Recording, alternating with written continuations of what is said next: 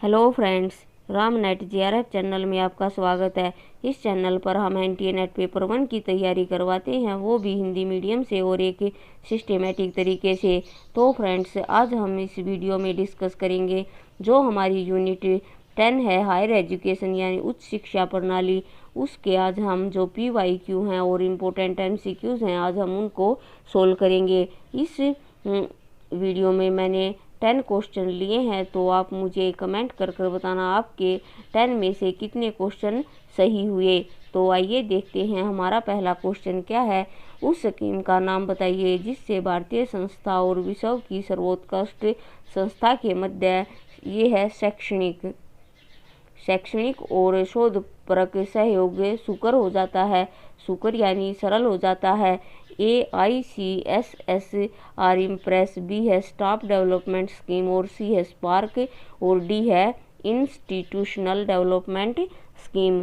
तो इसमें जो हमारा राइट ऑप्शन होगा वो होगा हमारा स्पार्क। तो स्पार्क एक ऐसी स्कीम है जिसने भारतीय संस्था और विश्व की सर्वोत्कृष्ट संस्था के मध्य शैक्षणिक और शोधपरक सहयोग आसान या सुलभ बना दिया है। तो जो ये स्पार्क है इसकी फुल फॉर्म भी आप नोट कर सकते हैं। इसकी फुल फॉर्म है scheme SCHEM, scheme for promotion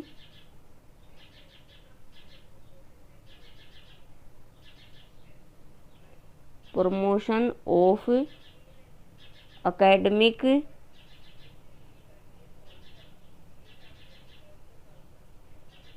academic and research.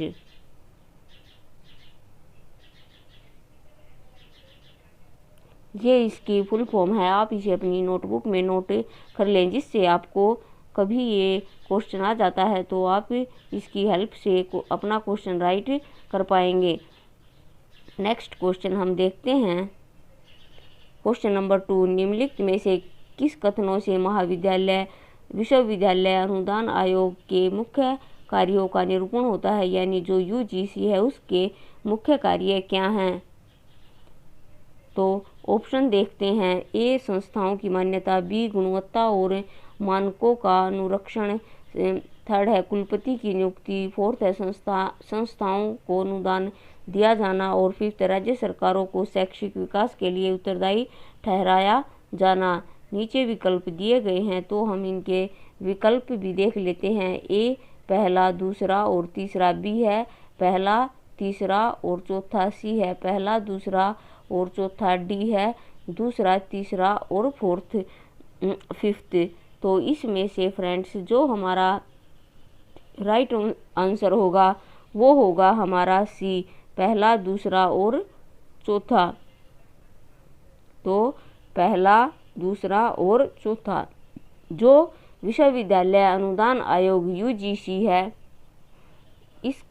इसके जो कार्य हैं वो है संस्थाओं को मान्यता देना, गुणवत्ता और मानकों का अनुरक्षण यानी गुणवत्ता और मानकों को मेंटेन करना, संस्थाओं को अनुदान दिया जाना। तो जो ये UGC है ये एक ऐसी संस्था है और इसकी स्थापना UGC अधिनियम 1956 के अनुसार मानव संसाधन मंत्रालय के अंतर्गत केंद्र सरकार द्वारा की गई। जो इसके प्रमुख कार्य हैं वे इस प्रकार हैं, जैसे संस्थाओं की मान्यता, गुणवत्ता और मानकों को मेंटेन करना, भारत के जो विश्वविद्यालय या महाविद्यालय हैं उनको दिए जाने वाले अनुदान संबंधी मामलों को देखना, जो स्टूडेंट्स लाभार्थी हैं उन्हें स्कॉलरशिप और फेलोशिप प्रदान करना। ये सब जो हमारी UGC है इनके ये कार्य हैं। नेक्स्ट क्वेश्चन है क्वेश्चन नंबर 3, विश्वविद्यालय के नित्य प्रतिदिन प्रशासन के लिए निम्नलिखित में से कौन सा निकाय उत्तरदायी है। A सीनेट, B सिंडिकेट अधिवासी परिषद ये शाह है और C है विद्यार्थी परिषद और D है अकादमिक परिषद। तो जो विश्वविद्यालय यानी जो यूनिवर्सिटी के दिल्ली के जो कार्य हैं उसके लिए कौन सा निकाय उत्तरदायी है।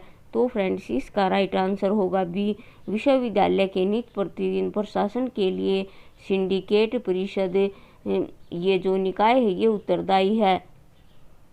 तो नेक्स्ट क्वेश्चन हम देखते हैं, निम्नलिखित में से क्या उच्चतर शिक्षा में अपारंपरिक अधिगम कार्यक्रम है? यानी पारंपरिक होगा जो काफ़ी टाइम से चलता आ रहा है उसे हम पारंपरिक कहेंगे, और अपारंपरिक जो नए अधिगम अब हमारे सामने आ रहे हैं या हम उनका यूज कर रहे हैं वो अपारंपरिक यानी नॉन कन्वेंशनल में आते हैं। तो इसके ऑप्शन हम देखते हैं, ए स्वयं, बी आमने सामने शिक्षण अधिगम, सी ट्यूटोरियल सभा और डी है सेमिनार। तो जो इसका राइट आंसर होगा वो होगा स्वयं। स्वयं एक हायर एजुकेशन में एक नॉन कन्वेंशनल कार्यक्रम है। तो उच्चतर शिक्षा में स्वयं एक अपारंपरिक अधिगम कार्यक्रम है जो मानव संसाधन विकास मंत्रालय है।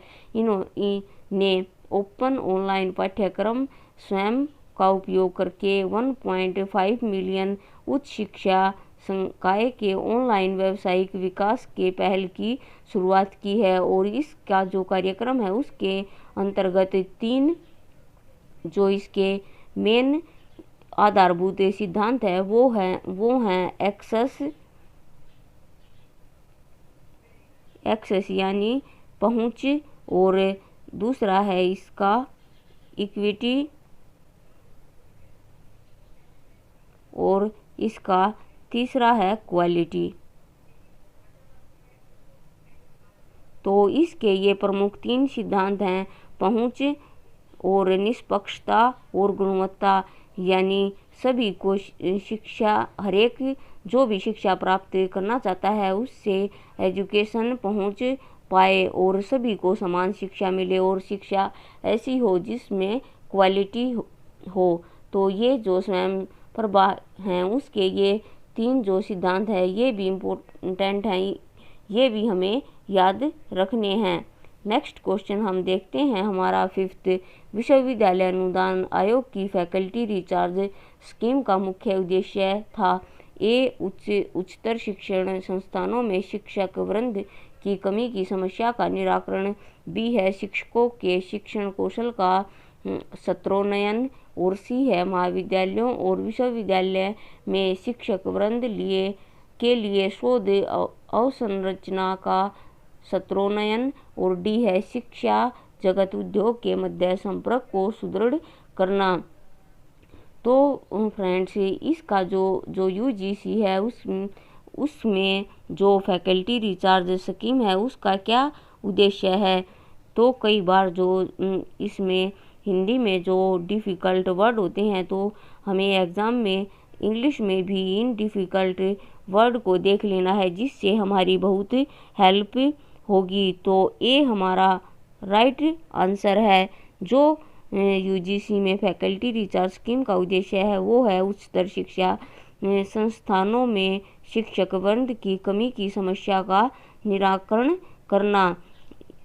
तो जो उच्च शिक्षण संस्थानों में शिक्षक की कमी है उसकी समस्या का निराकरण करना, यानी उस समस्या को दूर करना।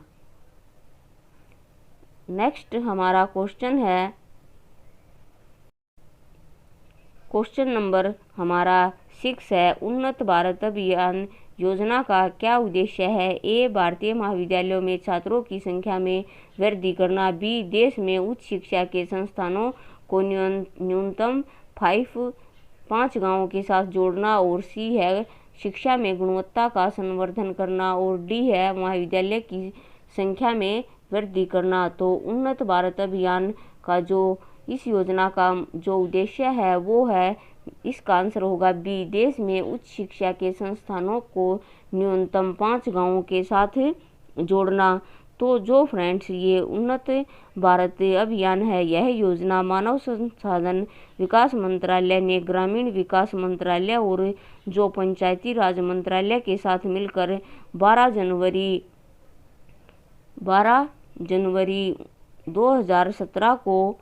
2017 को एक समझौता किया जिसमें ग्रामीण विकास प्रक्रिया में सभी उच्च शिक्षण संस्थानों को उन्नत भारत अभियान के अंतर्गत लाने के लिए आपसी सहमति व्यक्त की। तो इसका इस योजना या इस अभियान का मुख्य उद्देश्य है कि एक उच्च शिक्षण संस्थान को कम से कम 5 गांवों के साथ जोड़ना है, जिससे गांव में आर्थिक और सामाजिक परिवर्तन संभव हो सके। तो ये हमारा राइट आंसर है बी। नेक्स्ट हमारा क्वेश्चन है क्वेश्चन नंबर 6, निम्नलिखित में से किस आयोग समिति ने भारत की स्वतंत्रता के बाद शिक्षा के सभी स्तरों पर ध्यान दिया? ए राधाकृष्णन आयोग, बी मुदलियार आयोग, सी कोठारी आयोग और डी आचार्य रामामूर्ति समिति। तो इसमें अगर क्वेश्चन हमें समझ में नहीं आता एक बार में, तो हमें उस क्वेश्चन को दोबारा ध्यान से पढ़ना है। तो इसमें ये पूछा गया है कि भारत की स्वतंत्रता के बाद यानी आज़ादी के बाद शिक्षा के जो सभी स्तरों हैं उन पर किसने ध्यान दिया? तो इसका जो हमारा राइट ऑप्शन होगा वो होगा सी कोठारी आयोग। भारत के स्वतंत्रता प्राप्ति के बाद शिक्षा के सभी स्तरों पर ध्यान कोठारी आयोग ने दिया। नेक्स्ट क्वेश्चन है हमारा,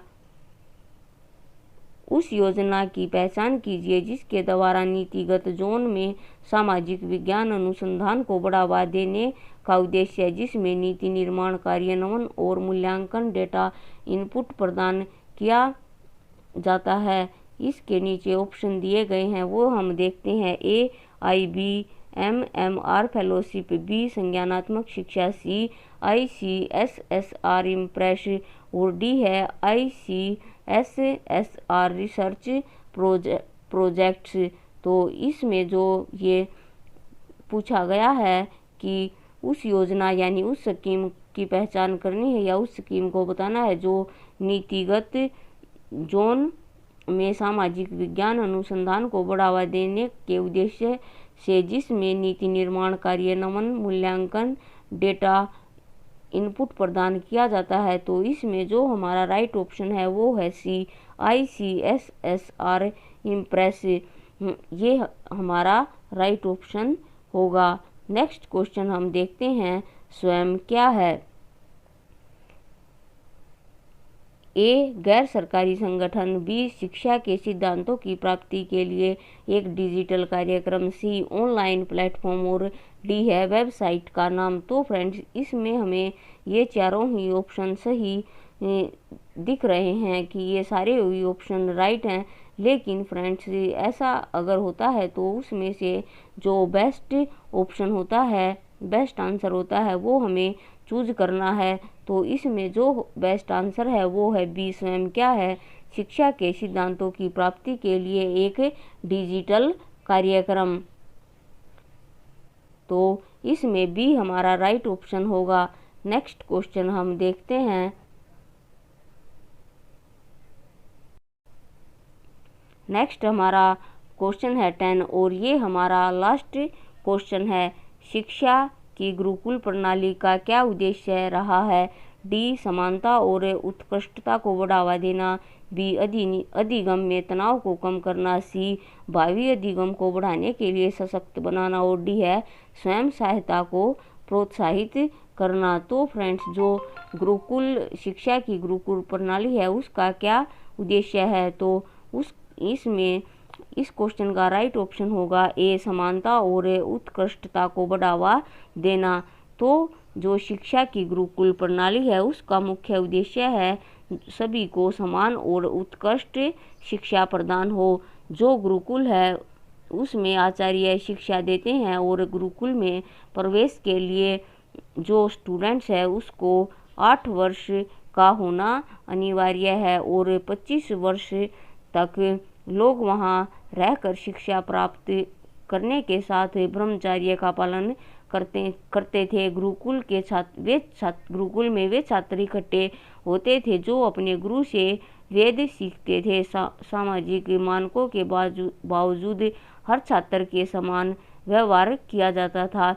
वहाँ पर गुरुकुल में सभी छात्रों के साथ समान व्यवहार किया जाता है। किसी के साथ किसी प्रकार का कोई भेदभाव नहीं होता।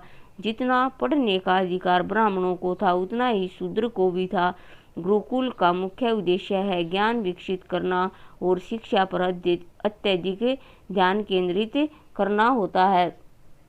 तो ये गुरुकुल प्रणाली के कुछ इम्पोर्टेंट फैक्ट थे, मैंने ये भी आपको बता दिए, जिससे आपको बहुत हेल्प मिलेगी। तो इसमें जो हमारा राइट ऑप्शन है वो है ए, समानता और उत्कृष्टता को बढ़ावा देना। तो आज फ्रेंड्स मैंने इस वीडियो में 10 क्वेश्चन करवाए हैं, ये आपको अच्छी तरह से समझ में आ गए होंगे। तो आप मुझे ज़रूर बताना कमेंट करके आपके कितने क्वेश्चन सही हुए। तो फ्रेंड्स आज के लिए इस वीडियो में इतना ही, मिलते हैं नेक्स्ट वीडियो में और एक इंटरेस्टिंग और इम्पोर्टेंट टॉपिक के साथ। इस वीडियो को लाइक करें, चैनल को सब्सक्राइब करें और साथ ही से शेयर भी करें। तब तक के लिए फ्रेंड्स खुश रहिए और अपने जीवन में आगे बढ़ते रहिए। Thank you.